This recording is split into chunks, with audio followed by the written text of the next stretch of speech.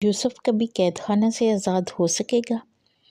झूठे इल्ज़ाम की वजह से यूसुफ को कैद खाना में डाल दिया गया।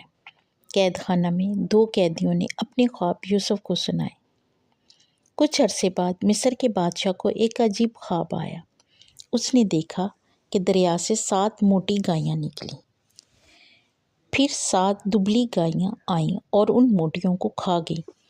फिर उसने देखा कि 7 हरी भरी अनाज की बालियां निकलीं और इसके बाद 7 सूखी बालियां ज़ाहिर हुईं जो उन हरी भरी को खा गईं।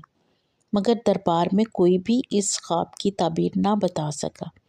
तब एक शख्स को याद आया और उसने बादशाह से कहा, कैद खाना में यूसुफ नामी एक शख्स है जो ख्वाबों की ताबीर बता सकता है। यूसुफ बादशाह के इस ख्वाब की ताबीर कर सकेगा? आपकी क्या राय है? आप हमें कमेंट्स में बताएं। इस कहानी का पार्ट 2 देखने के लिए हमारे चैनल को सब्सक्राइब करें और बेल आइकन जरूर दबाएं। बहुत जल्द अगला हिस्सा जारी किया जाएगा।